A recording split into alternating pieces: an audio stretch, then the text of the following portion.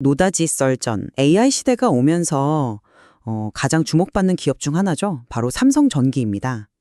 과연 삼성전기는 이 AI와 전장이라는 거대한 파도를 타고 순항할 것인가? 아니면 그 화려한 전망 뒤에 우리가 미쳐보지 못한 암초가 숨어 있을 것인가? 오늘 이 문제를 놓고 한번 깊이 있게 분석을 나눠보겠습니다. 저는 AI 서버와 전장용 부품이라는 이 강력한 신성장 동력을 바탕으로 삼성전기의 구조적 성장이 이미 시작됐다고 보는 입장입니다. 저는 그 성장 기대감이 조금은 과열된 측면이 있다고 봅니다. 물론 AI가 가져올 기회는 분명하죠. 하지만 여전히 높은 IT 사업 비중이라든가 또 통제 불가능한 공급망 리스크 같은 잠재적 위험 요소를 보다 신중하게 평가해야 한다는 입장입니다. 장밋빛 미래를 이야기하기 전에 현실의 발목을 잡는 문제들을 먼저 짚어봐야 하지 않을까 싶습니다. 네, 좋은 지적이십니다. 바로 그 현실이 제가 가장 강조하고 싶은 부분인데요. 삼성전기는 더 이상 과거의 그 IT 부품 회사가 아니라는 점입니다.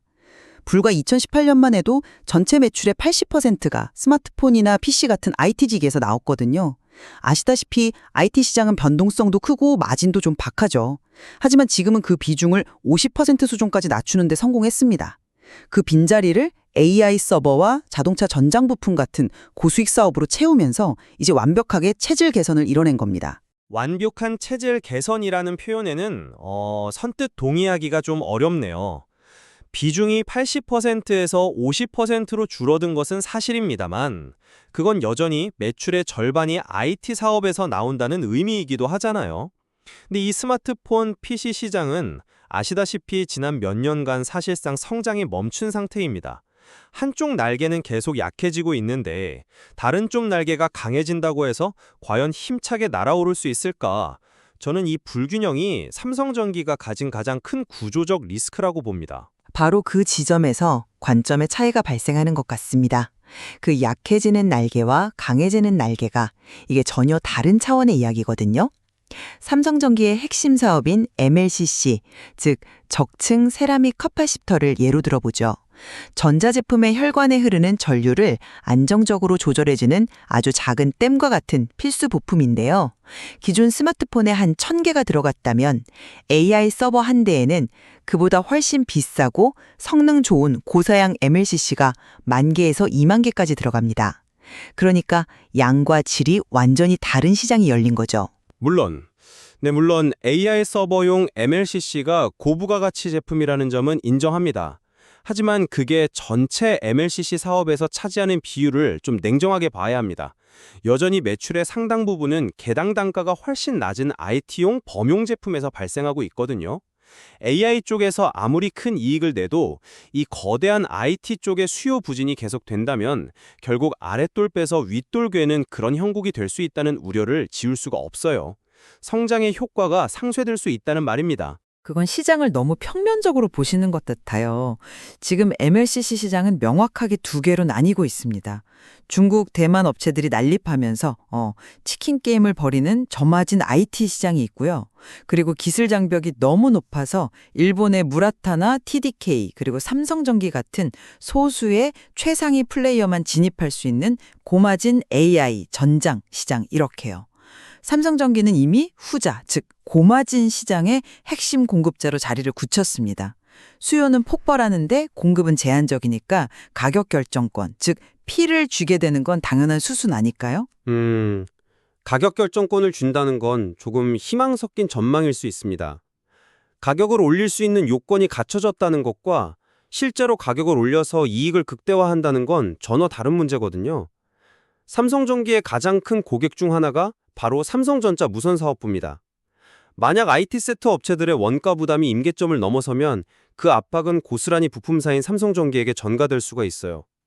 AI 쪽에서 비싸게 팔아 번 돈을 IT 쪽에서 고객사와의 관계 때문에 제대로 값을 받지 못해서 까먹는 그런 상황이 올 수도 있다는 거죠. 그럴 가능성은 저는 낮다고 봅니다. 설령 가격을 인상하지 못한다고 해도 괜찮습니다. 제품 믹스 개선 효과만으로도 수익성은 극적으로 좋아질 수 있거든요. 과거 IT 수요가 폭발했던 2021년을 한번 떠올려 보죠. 그때 삼성전기 MLCC 사업의 영업이익률이 20%를 넘었습니다. 당시 IT 비중이 70% 중반이었어요. 그런데 지금은 어떻습니까? IT 비중이 50% 초반까지 내려왔고 그 자리를 마진이 훨씬 좋은 전장과 서버용 제품이 채우고 있습니다. 구조적으로 훨씬 튼튼해진 거죠. 이 말은 과거 호황기 수준이었던 15% 이상의 이익률 회복은 충분히 가능하다는 계산이 나옵니다. 2021년과 지금 2025년은 시장 환경이 근본적으로 다릅니다.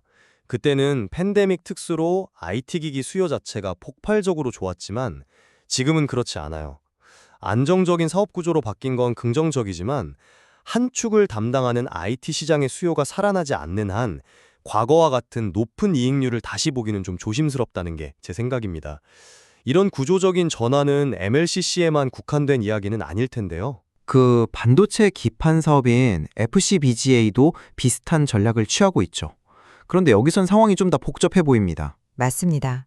FCBGA 사업이야말로 삼성전기의 선택과 집중 전략이 얼마나 성공적인지를 보여주는 대표적인 사례라고 할 수 있죠. FCBGA는 중앙 처리 장치 CPU나 그래픽 처리 장치 GPU 같은 고성능 반도체 칩을 메인보드에 연결하는 패키지 기판을 말하는데요. 삼성전기는 일찌감치 PC 같은 범용 시장보다는 AI 가속기, 서버, 네트워크 같은 고부가 가치 제품에 집중했습니다. 그 결과 서버용 제품 비중을 40% 후반까지 끌어올렸죠. 특히 기존 20층 수준이던 기판을 26층 이상으로 쌓아 올리는 이런 초격차 기술을 통해서 시장을 선도하고 있습니다. 기술적 리더십은 물론 대단합니다. 하지만 투자자 입장에서는 결국 숫자를 봐야 하지 않겠습니까? 3분기 기준으로 FCBGA 사업부의 전체 공장 가동률이 70% 수준에 머물고 있습니다. 아무리 고부가 가치 라인이 잘 돌아간다고 해도 나머지 30%의 값비싼 설비가 놀고 있다는 뜻입니다. 이 유효 설비에 대한 감가상각비는 매 분기 실적에 고스란히 부담으로 작용하고 있고요. 이건 PC 부문이 전체 사업의 발목을 단단히 잡고 있다는 명백한 증거죠. 그건 과도기적 현상이라고 봐야 합니다. 지금 당장은 PC 수요가 부진하지만 인공지능 기능을 탑재한 AI PC 교체 주기가 본격적으로 돌아오면 상황은 달라질 겁니다. 더 중요한 것은 AI 가속기와 서버용 하이엔드 기판의 수요입니다.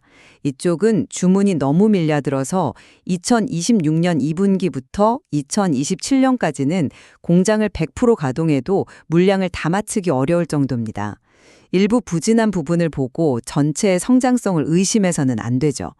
2027년까지 완전 가동이 예상된다는 전망은 바로 이런 기술력과 시장 지배력에 기반한 자신감의 표현인 겁니다. 그 2027년 전망이 현실이 되려면 반드시 해결해야 할 문제가 있습니다. 바로 핵심 소재 수급 문제인데요. FCBGA의 핵심 소재 중 하나인 T글래스 공급이 지금 심각하게 부족한 상황입니다. 이 T글래스라는 게 반도체 기판의 미세 회로를 형성할 때 쓰는 아주 얇은 특수 유리인데 이게 없으면 기판 자체를 만들 수가 없거든요. 현재 특정 일본 기업이 사실상 독점하고 있는데 내년까지도 공급이 매우 빠듯할 것으로 예상됩니다. 이건 기업의 노력만으로는 통제하기 어려운 외부 변수예요. 아무리 주문이 많아도 원재료가 없어서 만들지 못하면 그건 그냥 종이 위의 숫자에 불과한 것 아닙니까? 물론 공급망 리스크는 중요한 변수입니다.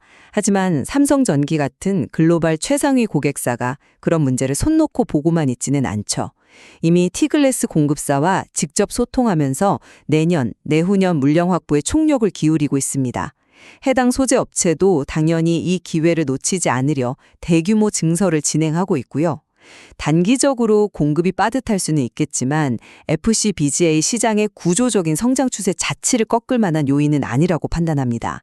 오히려 이런 공급 부족이 기술력 없는 후발주자들의 진입을 막아주는 역할을 하기도 하고요. 저는 그 부분을 좀 더 보수적으로 봅니다.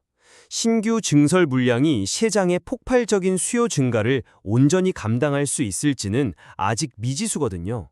항상 최악의 시나리오를 가정하고 대비해야 하는 것이 원자재 리스크 관리의 기본이죠. 결국 정리해보면 현재 핵심 사업인 MLCC와 FCBGA 모두 밝은 미래 이면에 당장의 불확실성을 안고 있는 셈이네요. 그래서인지 최근 시장에서는 더 먼 미래 이야기가 자주 나오는 것 같습니다. 네, 바로 유리기판이나 로봇 같은 미래 신사업 이야기죠.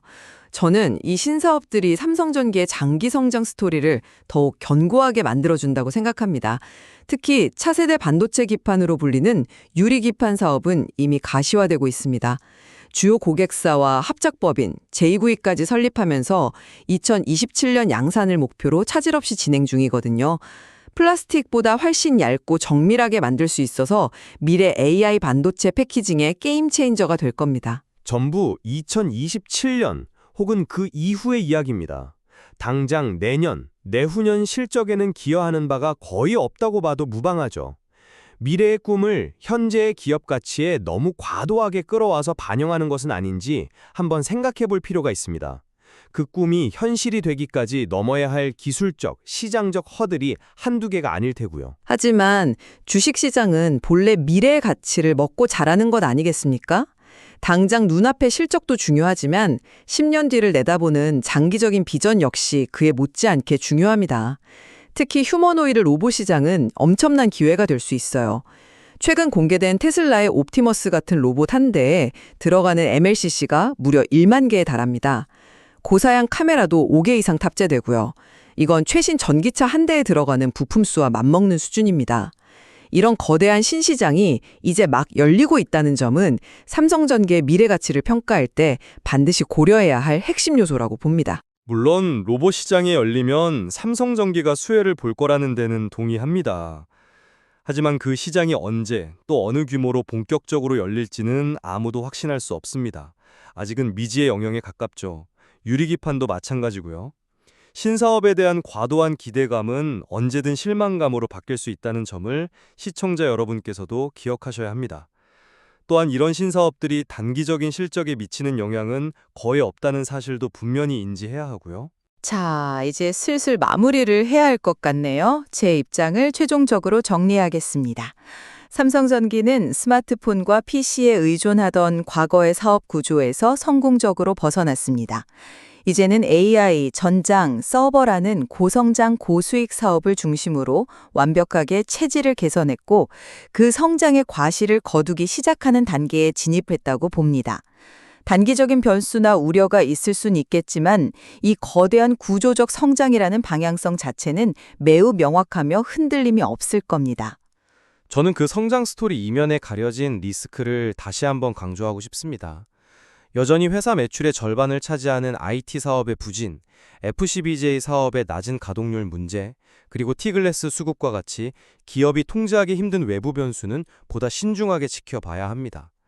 화려한 성장 전망과 함께 이런 현실적인 위험 요인들을 함께 고려해야만 균형 잡힌 판단이 가능할 것이라고 생각합니다. 네. AI 시대의 핵심 부품 공급자로서 삼성전기가 그려나갈 미래에는 이처럼 기대와 우려가 공존하고 있습니다. 오늘 저희가 나눈 다양한 관점들이 시청자 여러분께서 삼성전기의 미래 가치를 판단하시는 데 있어 보다 깊이 있는 시각을 제공해 드렸기를 바랍니다.